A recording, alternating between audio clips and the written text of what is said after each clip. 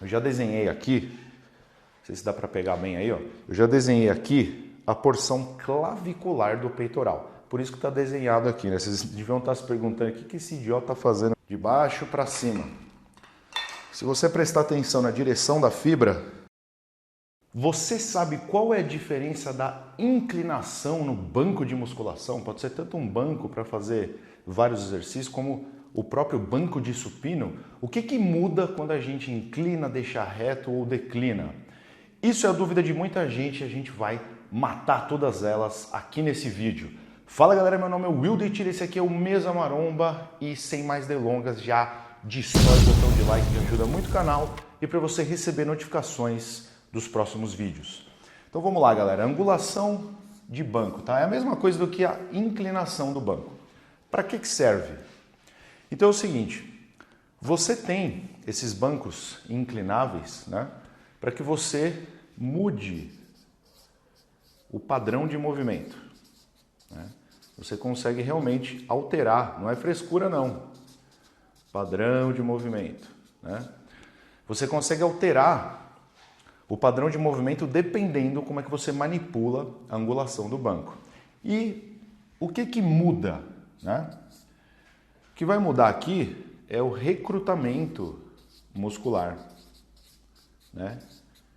Então, que porção do músculo você vai estar recrutando dependendo como é que você manipula o banco. Basicamente, a gente tem essas 4 posições aqui. Olha só que bonitinho o meu desenho, né? 4 posições aqui. Essa posição aqui, que é muito utilizada, é o banco inclinado 45 graus, né? Aqui seria como se fosse uma cadeira, como a gente senta numa cadeira, que é 90 graus. Tem utilidade também. Aqui é o banco normal, né? Que ele está reto, então 0 graus. E aqui é o banco declinado. Nem todas as academias têm banco declinado, né? Algumas academias já têm o suporte do supino já com a declinação ali do banco, que serve só para fazer esse movimento, ou você pode fazer um dumbbell, um fly declinado também. Geralmente fica em menos 35 graus, vamos colocar aqui. É porque se colocar declinado em 45 graus, fica muito desconfortável, né? Você vai ficar com a sensação de que está de ponta cabeça. Então a declinação ela é mais branda, vamos dizer assim. Então basicamente a gente pode trabalhar com essas 4 variações aqui. E aí você vai me falar, tá bom, né?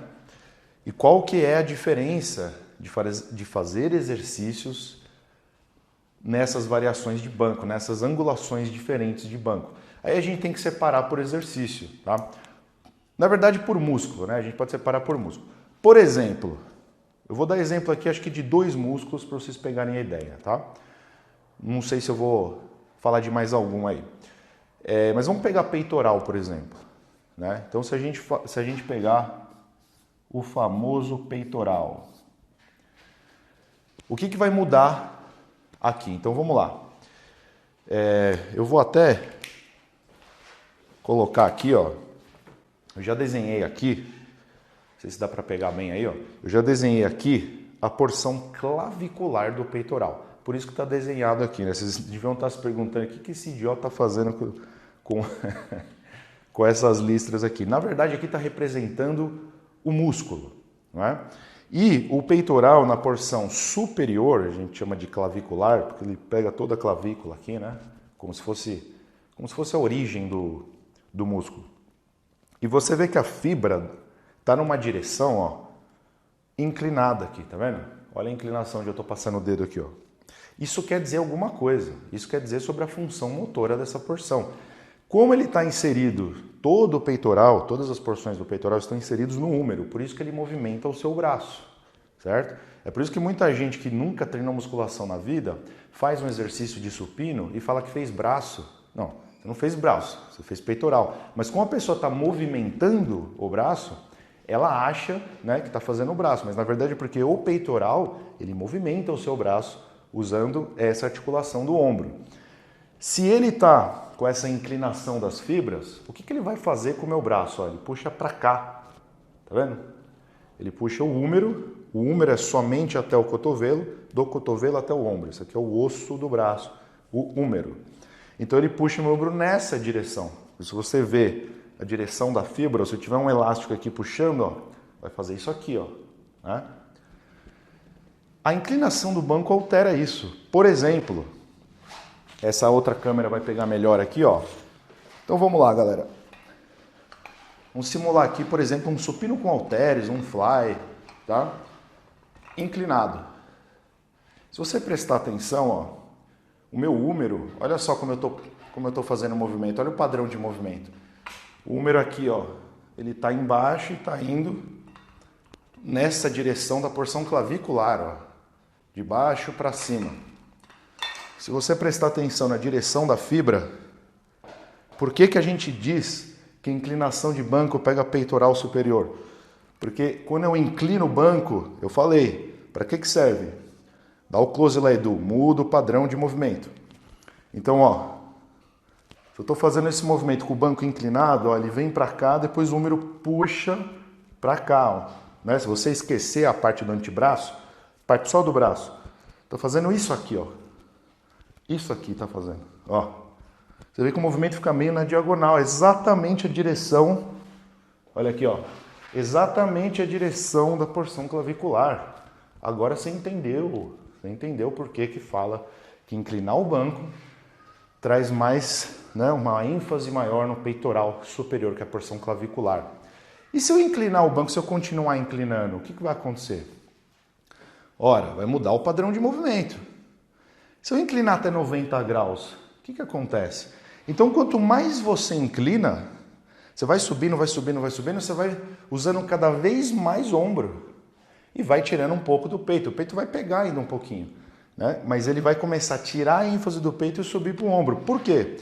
Porque vai mudar o padrão de movimento. Então, por exemplo, se eu inclinar tudo, ó, 90 graus, tá? Tô deixando aqui, 90 graus, que é a segunda posição ali, né? Vou fazer um movimento aqui. Ó, vai ficar assim o movimento. O que eu tô trabalhando agora, galera? Acho que todo mundo sabe, né? Isso aqui é um exercício famoso, básico de ombro, desenvolvimento para ombros. Né? O que eu fiz? Eu só mudei a inclinação do banco. Isso aqui já não virou mais um supino, nem um supino inclinado, nem um supino com halteres, nem um fly inclinado. Virou um desenvolvimento para ombro. Então, quanto mais eu inclino, mais ombro eu vou pegar também. Tá? Aqui já não é nem um exercício de peitoral. Né? Ele vai até ativar um pouco. Seu peitoral na porção superior, clavicular, vai até ativar um pouco. Mas é muito mais aqui. Quem é mandatório nesse movimento é ombro. Tá? Principalmente a porção frontal do ombro. Então a gente já viu aqui, ó, já vimos aqui duas grandes posições aqui muito utilizadas, 45 e 90. Se eu fizer 0 graus, né? Bom, 0 graus seria o supino reto, ou se eu deixar o banco retão ali, né? Do jeito que ele estava, não, acho que ele estava inclinado no início, mas enfim, todo mundo sabe que é um banco reto. Aí eu vou pegar, por exemplo, se eu fizer um supino com halteres, eu não vou dar ênfase em nenhuma porção específica, eu vou pegar o peitoral como um todo. Né? Claro que qualquer movimento que você faça, qualquer inclinação que você use num exercício de peito, tá? Tirando essa daqui, que vai pegar realmente só superior, um pouquinho só de superior, porque aí já virou ombro, né? Mas você pegar um de 45, um 0, menos 35, vai pegar o peito inteiro. Mas existe ênfase. Quando você está em 0 graus, não tem uma ênfase específica. Estou pegando o peitoral como um todo, de uma forma generalizada. Né? Você vai pegar a porção clavicular, vai pegar essa porção costal aqui, ou abdominal também é chamada assim, que é mais inferior, e vai pegar a parte central. Tá? Anatomicamente, costumava-se dividir isso em duas porções do peito. A clavicular e a externo-costal. Porque ó, anatomicamente a divisão realmente são duas, tá? Superior e o resto. Só que é o seguinte, essas fibras da porção externo-costal, que é tudo isso aqui para baixo, ela abre um leque de fibras, né? Então tem fibras horizontais, vai passando aqui na horizontal, e essas fibras aqui, ó, elas estão mais, vamos dizer assim, verticalizadas, né? Então essa aqui pega aquela volta do peitoral, né? Faz aquele desenho do peito. Então a gente consegue dizer, do ponto de vista funcional, que teria como se fosse mais uma divisão, né? Então a gente pode chamar essa divisão de costal aqui, ou inferior, enfim, tá? Então essa porção aqui, essa mais central e essa superior, vão pegar de forma generalizada se eu colocar 0 graus. Agora, se eu colocar menos 35 graus, que seria o banco declinado, esse banco que eu tenho aqui, ele não declina. Então, eu não consigo demonstrar agora aqui, tá? Mas eu vou pedir para o Edu colocar na tela aí um exemplo, tá? de um exercício de peito declinado. Quando você declina, o que acontece? Vai ficar o contrário o padrão de movimento. Lembra? Mudou a angulação do banco, mudou o padrão de movimento. Vai ficar o contrário, tá? Se eu inclinado, né? Se eu estava inclinado e vai ficar de baixo, se você pegar o húmero, ele vai de baixo para cima. Quando eu estou declinado, que é o contrário, aí você vai fazer isso aqui, ó, de cima para baixo. Então o padrão de movimento vai ficar mais ou menos assim, ó. É um supino que vai ficar, se você pegar a barra ali, vai ficar assim, ó, né? Tem uma barra aqui, ó. Aqui, ó. Quando você faz o supino inclinado, você faz isso aqui, ó. De baixo para cima. Quando você é o seu húmero, né, de baixo para cima. Quando você faz o declinado, você faz isso aqui, ó. E aí é muito fácil. Se você olhar no desenho aqui, ó, dá um close aí, Edu. Se você olhar no desenho aqui, ó, que fibra que tá pegando, ó. Ó. Que fibra tá pegando? Você consegue ver essa fibra aqui, ó, né? As fibras mais inferiores. Então você pega mais a porção externo-costal, principalmente nessa área mais inferior, na área costal. E se for outro músculo? Será que tem outro músculo para a gente dar exemplo? Onde a gente manipula a angulação do banco e muda esse recrutamento muscular? Vamos pegar, por exemplo, bíceps, tá? A gente está pegando 2 músculos super populares aí. Peito e bíceps é a preferência da galera. Então, vamos lá. No bíceps, a gente não tem muita... Você até pode fazer, tá? Mas não tem muita aplicação usar em 0 graus, que seria o banco todo reto, ou declinar o banco para fazer bíceps. Vai ficar meio estranho, né? Mas você pode usar um banco normal, como se fosse uma cadeira, 90 graus, e 45 graus. Tá? Porque aqui, na verdade, se você usar o banco 90 graus para fazer bíceps, vai ficar como se você estivesse de pé. Porque quando você senta 90 graus, com o banco em 90 graus, é como se você senta numa cadeira normal. Veja que o seu tronco está perpendicular ao solo, como se você estivesse de pé. De pé, o meu tronco também está perpendicular ao solo. Não muda tanto, tá? Muda às vezes para você apoiar as costas e tudo, né? Você faz aqui uma rosca alternada, né? E tal. Ó, posso fazer aqui uma rosca, né? Mas se eu fizer de pé, o que mudou no padrão de movimento? Não mudou nada. Então você pode utilizar o banco em 90 graus, mas não vai mudar muita coisa, tá? O que vai mudar mesmo é quando você utiliza o banco em 45 graus. Né? E aqui você não precisa ficar travado nesse número, tá? Tem bancos que eles têm inúmeras angulações. Você pode usar 50 graus, pode usar 35 graus, enfim. Você vai achando ali o ponto. O que você tem que entender é o conceito, que nem eu expliquei para peito. Quanto mais chegar perto de 90 graus, mais ombro, mais próximo de um desenvolvimento para ombro vai ficar o movimento. Então, no caso do bíceps, se eu fizer uma rosca alternada, uma rosca simultânea com ele, com o banco em 45 graus, por exemplo, aqui, tá? O que vai acontecer? Eu vou colocar o meu ombro em extensão, né? Então, ó, obrigatoriamente, olha só o que vai acontecer. O meu braço vai ficar atrás do tronco. Quando eu estou aqui, ó, vou fazer uma rosca aqui, ó. O meu braço está do lado do tronco, certo? Ele está bem do lado do tronco. Só que quando eu deito aqui com o banco em 45 graus, meu braço fica atrás do tronco. Eu vou fazer a flexão de cotovelo, ela vai continuar sendo uma flexão de cotovelo, vai continuar sendo uma rosca de bíceps, mas por causa que o ombro está mais em extensão, ou seja, meu braço está atrás do tronco, eu consigo alongar mais o meu bíceps. Então eu coloco o bíceps em alongamento. E por que isso? Porque o bíceps, tá? Eu vou pedir para o Edu colocar na tela aí. O bíceps ele tem a origem ou inserção proximal na escápula. Isso quer dizer que ele cruza a articulação do ombro. Se ele cruza essa articulação, ou seja, dependendo da angulação do ombro, muda, né, se o bíceps está mais encurtado ou mais alongado. O máximo de encurtamento do bíceps, como ele faz a flexão de ombro, é fazer a flexão de cotovelo e a flexão do ombro. Então, o bíceps mais encurtado possível seria aqui, ó, né? Tanto é que existe um exercício, rosca polialta, joga na tela aí, Edu, que você faz nessa posição. Não é por acaso isso.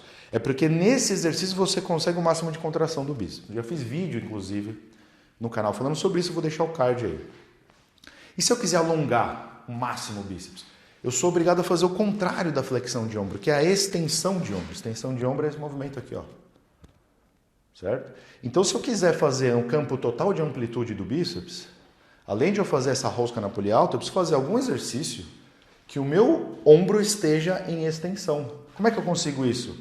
Com angulação de 45 graus, 40, 35, enfim, num banco inclinado. Aí eu faço, ó, entendeu? Rosca simultânea, rosca alternada, no banco inclinado, consigo aí trabalhar no bíceps em alongamento. Fala aí, pessoal, você aprendeu bastante coisa hoje, hein? Não é em qualquer lugar que você aprende. Aqui a gente parte de anatomia, cinesiologia e biomecânica. E esses conceitos, né, essa ciência é a mais importante para você entender musculação. É por isso que aqui a gente entende para valer, a gente entende com profundidade, porque você está analisando a parte anatômica, a parte mecânica, ou seja, qual a função do músculo, onde ele está localizado, qual a direção da fibra, aí você entende musculação de verdade. Se você gostou do vídeo, se você chegou até aqui, esse vídeo merece o seu like, destrói o botão de like e se liga agora, tá? Em 3 razões para você entrar no meu site, wildetile.com.br. A primeira razão é você baixar de graça um e-book com as 7 regras para o treino perfeito. Já tem mais aí de 200 mil e-books baixados. Segunda razão é que você vai se cadastrar na minha lista de e-mails e por lá tem oportunidades, as grandes oportunidades para você conhecer mais de perto o meu trabalho e aproveitar melhor isso. Então aqui no YouTube a gente tem vídeos bons, vídeos que ensinam, muita gente me agradece, né? E se você acha que você aprende aqui nos vídeos do YouTube, espera só para você conhecer os projetos que a gente tem, que são projetos fechados, como por exemplo Forma Perfeita, que é a terceira razão para você entrar no meu site. Então Forma Perfeita é simplesmente o melhor que a gente faz aqui nesse trabalho. Nós temos um curso de altíssimo nível de musculação, tudo que diz respeito para você melhorar a performance na musculação, alimentação, treino, periodização, desvios posturais, tudo. E a gente tem uma tribo, uma comunidade. O grande problema das pessoas é fazer tudo sozinho. E falta motivação, falta alguém que pega na sua mão e vai junto com você. Na tribo a gente tem isso. Então você tem o melhor da informação e o melhor de uma comunidade. E é impossível não ter resultado desse jeito se você se comprometer. É isso aí, galera. Tamo junto, abraços e bons treinos.